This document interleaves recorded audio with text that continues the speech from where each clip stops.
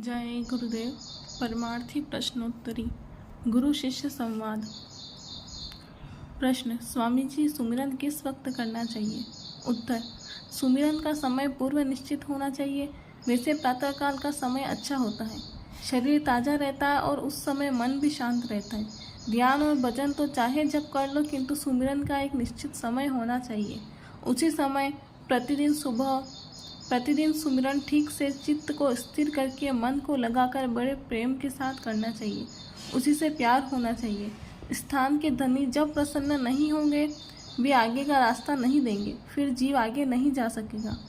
जब धनी के रूप का ध्यान प्रेम के साथ किया जाता है, तो वह धनी प्रसन्न होकर आगे का रास्ता दे देता है।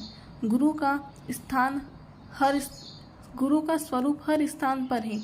हर धनी के रूप के भीतर गुरु का स्वरूप मौजूद है और बड़े प्यार से उसे प्रकट कर लेना चाहिए। जब गुरु अंतर में प्रकट हो जाते हैं, तब जीव को अपने अंग संग आगे ले जाते हैं। गुरु के स्वरूप के सहारे आगे की रसाई होती है और अंतर में सूक्ष्म काल व माया के अंग दूर किए जाते हैं।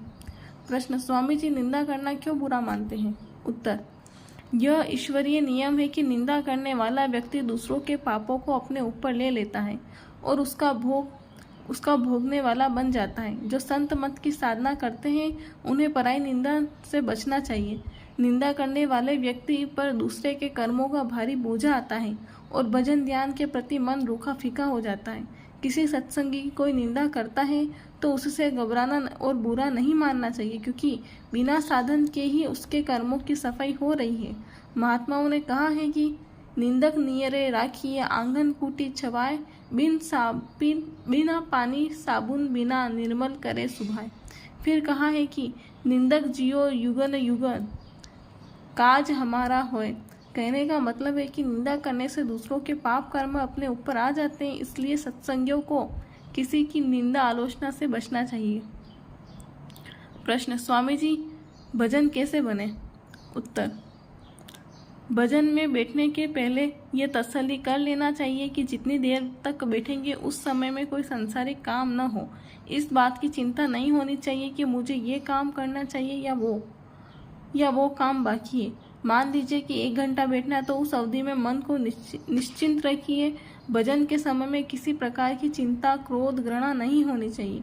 भजन में बैठकर ध्यान को तीसरे तीर में खड़ा करके सुमिरन कीजिए और जब थकावट मालूम होने लगे तो शब्द धुन सुनिए, मानो वो शब्द कहीं दूर से आ रहा हो। शब्द के पीछे मत दौड़िए, और जब आप इसके पीछे दौड़ेंगे और तीसरे तिल को छोड़ देंगे, तब ध्यान बिखर जाएगा और शब्द बंद हो जाएगा। बारीक ध्वनियों को पकड़ने की कोशिश कीजिए। स्थूल आवाज़ बाहर की होती है और बारीक शब्द अंदर का होता है। ध्वनियाँ बहुत हो रही है, आपको घंटे की आवाज़ को पकड़ना है। घंटे की आवाज़ जीवात्मा को ऊपर खींच कर ले जाएगी। शंख की धुन, घंटे की धुन के बाद सुनाई देती है। ये धुनें सब आपके अंदर हैं, बाहर की कोई आवाज़ नहीं है, मगर कहीं लगता है कि आवाज़ कई मील दूर से आ रही है। यह धुन 24 घंटे सुनाई देती रहती है। तीसरे तिल में ख्याल की स्थिति कीजिए और बारीक धुन को पकड़िए। घंटे की धुन अपने उचित समय पर प्रकट होगी। प्रकृति नाराज हो जाए तो सबको सबक सिखा देती है। जय गुरुदेव।